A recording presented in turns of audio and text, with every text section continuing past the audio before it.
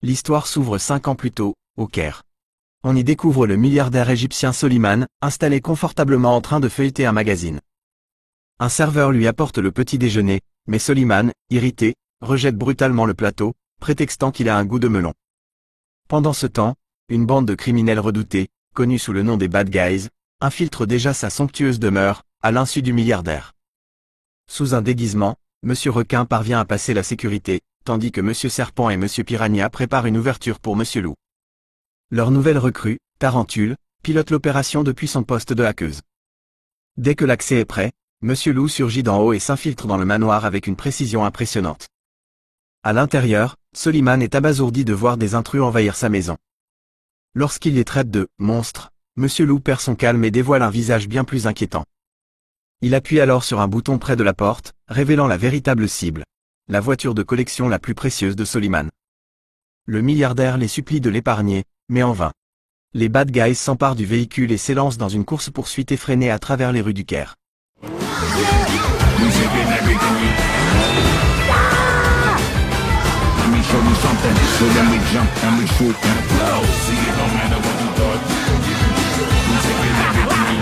Monsieur Loup trompe habilement la police, la menant dans de fausses directions. Coincé sur un pont face à un barrage, Tarentule repère une rampe et guide l'équipe vers un saut spectaculaire qui leur permet d'échapper aux autorités sous les yeux médusés des poursuivants. De nos jours, la bande tente tant bien que mal de se racheter une conduite. Monsieur Loup se présente à un entretien dans une banque, mais le directeur le reconnaît aussitôt comme l'auteur de 3 braquages et le chasse sans hésiter. Monsieur Piranha, qui espère devenir agent de sécurité, est recalé dès que son casier judiciaire refait surface. Même Tarentule, venu postuler dans une entreprise technologique, se heurte à un refus catégorique. Épuisés et frustrés, les criminels rentrent chez eux. Leur rêve de rédemption s'effrite, et les tensions montent alors qu'ils se disputent sur leur avenir. Tout à coup, un flash spécial interrompt le programme télévisé. La présentatrice parle d'un mystérieux voleur surnommé le Bandit Mystère, qui laisse derrière lui des mises en scène rappelant étrangement les anciens coups des Bad Guys, comme une bombe de confetti retrouvée lors d'un récent cambriolage. Pendant ce temps, Monsieur Loup retrouve Diane pour un entraînement. Leur complicité est évidente, pleine de sous-entendus, mais tous deux s'efforcent de rester juste amis. Au fil de l'échange, Monsieur Loup avoue à quel point il est difficile de tourner la page de son passé criminel. Diane lui conseille alors de prouver au public que lui et son équipe veulent vraiment changer. Après son départ, Monsieur Loup file au commissariat pour rencontrer Misty Luggins, désormais promue commissaire. Exaspérée de le voir, elle l'accuse de gêner plus qu'autre chose, mais Monsieur Loup insiste. Il peut aider à coincer ce nouveau bandit. Luggins, déjà décidé à remettre les Bad Guys derrière les barreaux, n'est pas convaincu. Monsieur Loup réunit pourtant Monsieur Requin, Monsieur Piranha et Tarentule pour se lancer dans l'enquête. Il explique que le bandit mystère ne vole pas n'importe quoi, mais des objets forgés dans un matériau rare, le MacGuffinite. La prochaine cible ? La ceinture de catcheur, fabriquée à partir du MacGuffinite, est surnommée la ceinture de Guadalamango. En route vers l'arène de lucha libre, Monsieur Loup a une révélation troublante. Et si Monsieur Serpent était le bandit mystère ? Ses absences coïncident parfaitement avec les braquages. L'équipe le suit, le confronte et le soupçonne de leur cacher quelque chose. Monsieur Serpent finit par avouer. Mais pas ce qu'ils imaginaient. En réalité, il entretient une relation avec une corneille nommée Apocalypse.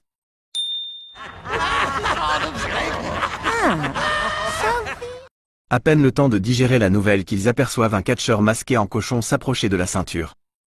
Persuadés d'avoir trouvé le véritable voleur, ils se jettent dans l'action et se retrouvent malgré eux au milieu du ring.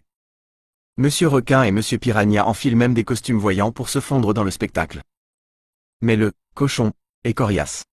Quand Monsieur Loup tente de l'exposer, elle le piège en attachant la ceinture autour de Monsieur Piranha, donnant l'impression que les Bad Guys tentaient de la voler. La foule explose de colère, et Luggins, furieuse, ordonne leur arrestation. Alors que la situation semble perdue, Apocalypse surgit au volant d'un camion à hot-dog et les aide à s'enfuir. Mais la délivrance est de courte durée. Apocalypse trompe la bande en leur donnant à chacun une pastille à la menthe droguée. Tous l'avalent, sauf Monsieur Loup, qui la refuse avec méfiance. Un à un, les autres s'effondrent, inconscients, laissant Monsieur Loup comme seul éveillé. Profitant de la situation, Apocalypse entraîne l'équipe neutralisée, y compris Monsieur Loup, vers une cachette secrète. Dans leur planque secrète, la bande découvre enfin la véritable bandit mystère, une voleuse rusée appelée Misty Gris. Elle dirige un trio composé d'elle-même, de Suzanne, qui se révèle en réalité être Apocalypse, et du cochon, un nerd obsédé par le crime surnommé Pigtail Petrova. À leur grande surprise, ce trio n'est pas là pour les affronter, mais parce qu'ils admirent les bad guys et veulent leur aide pour réaliser un audacieux cambriolage. Monsieur Lou refuse catégoriquement, affirmant qu'ils ont tourné la page du crime. Mais Mistigri sort son arme secrète. Une vidéo capable de révéler le passé de Diane en tant que Crimson Paw. Si la bande refuse, elle la diffusera au grand jour. Acculés, les bad guys acceptent à contre-cœur. Pendant ce temps, Diane enquête sur le mystérieux minerai McGuffinite. Ses recherches l'amènent à Professeur Marmelade, emprisonné après avoir été accusé à tort d'être le Crimson Paw. À sa stupéfaction, Marmelade est devenu étonnamment musclé derrière les barreaux. Il accepte de lui parler, à condition qu'elle joue une partie de puissance 4 avec lui.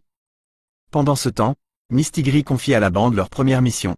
Voler une montre télécommandée appartenant au milliardaire Jeremiah Moon. Cet objet peut prendre le contrôle d'une fusée Moon X, prête à être lancée.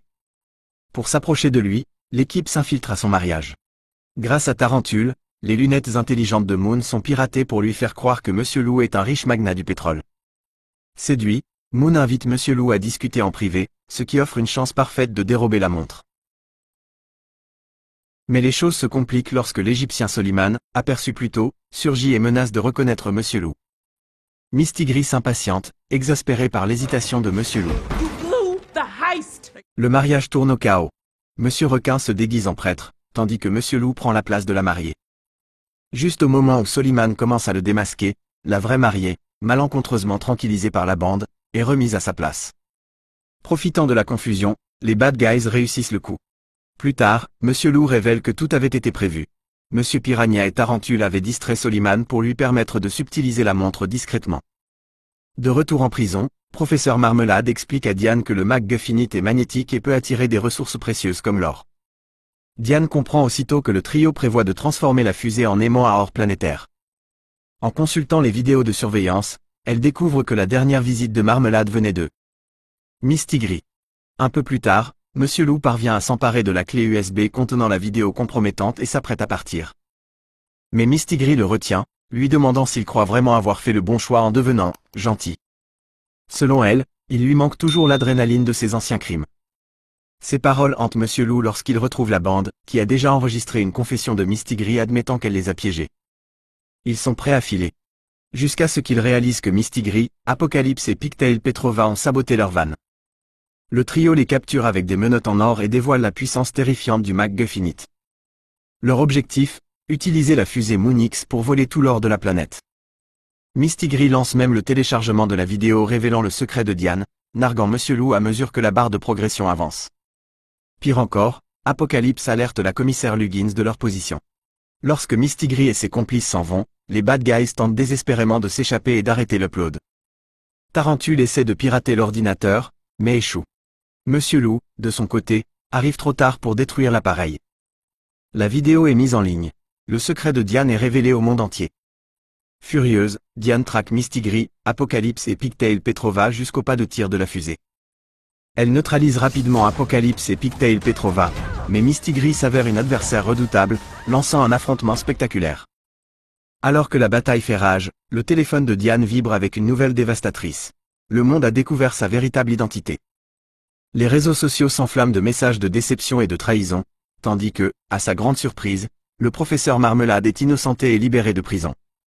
Distrait par le chaos, Diane baisse sa garde, juste assez longtemps pour que Mistigri la frappe avec une fléchette tranquillisant avant de monter à bord de la fusée avec son équipe. À peine consciente, Diane se force à avancer et parvient à se glisser à l'intérieur juste avant que les portes de la fusée ne se referment. Pendant ce temps, les bad guys sont emmenés par la commissaire Luggins. Monsieur Lou plaide désespérément leur innocence, jurant qu'ils n'ont rien à voir avec les crimes du bandit mystère. Sur le chemin de la station, Luggins hésite. Contre toute attente, elle admet qu'elle a appris à leur faire confiance. Finalement convaincue, elle prend une décision audacieuse. Au lieu de les arrêter, elle dirige l'hélicoptère vers le lancement de la fusée. Avec Luggins aux commandes, l'équipe saute sur la fusée en plein vol. À l'intérieur, ils se séparent pour contrecarrer le plan de Mistigri. À l'extrémité de la navette, elle place déjà les sphères de McGuffinite, prêtes à aspirer l'or de toute la planète. Alors que le McGuffinite attire l'or des quatre coins du monde, même la voiture de Professeur Marmelade, orné de sa somptueuse finition dorée, est arraché vers le champ magnétique. Monsieur Loup poursuit la montre télécommandée, tandis que Monsieur Serpent et Monsieur Piranha tentent de prendre le contrôle de la navette. Pendant ce temps, Monsieur Requin et Tarentule s'affairent à pirater le système de la fusée. Mais la mission tourne au chaos, littéralement, lorsque Monsieur Piranha panique et remplit accidentellement son costume et celui de Monsieur Serpent de gaz. Observant la scène sur son écran, Mistigris s'impatiente. Apocalypse et Pigtail Petrova, secoués par le danger, envisagent d'aider les bad guys, mais Mistigris explose de colère, poussant finalement ses propres alliés à se retourner contre elle. Monsieur Loup se précipite dans le module de Mistigris et un combat acharné éclate.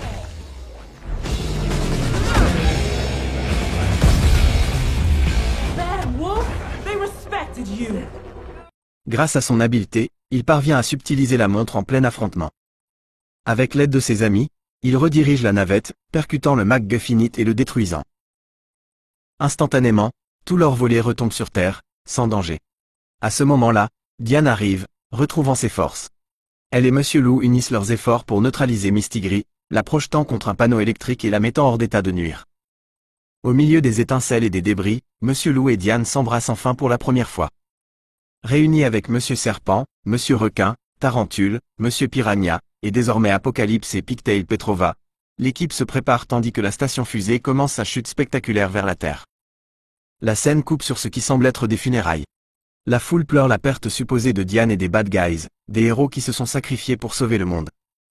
Luggins prononce un émouvant éloge funèbre, laissant beaucoup en larmes. Mais tout cela n'est qu'illusion. Derrière le rideau, Luggins a simulé leur mort, leur offrant une chance de repartir à zéro. Pendant ce temps, Mistigris est envoyé en prison, tandis que Apocalypse et Pigtail Petrova, ayant trahi Mistigris, échappent à la peine de prison et écopent de travaux d'intérêt général. Après cet épisode, Luggins présente les bad guys à deux agents d'une agence de renseignement internationale. Impressionnés par leur courage, il leur offre la possibilité de continuer à protéger le monde, mais cette fois comme agent secret. Souriant, Monsieur Loup, Diane et le reste de l'équipe enfilent leur équipement, prêts à entamer un nouveau chapitre. Non plus en hors-la-loi, mais en agent secret prêt à relever tous les défis. Dans la scène mi-crédit, le professeur Marmelade flotte toujours dans l'espace à bord de sa limousine dorée. Il révèle qu'il avait en réalité orchestré tous les événements depuis le début. Avec un sourire malicieux, il transforme ensuite sa limousine en véritable vaisseau spatial et s'élance dans l'infini pour s'échapper.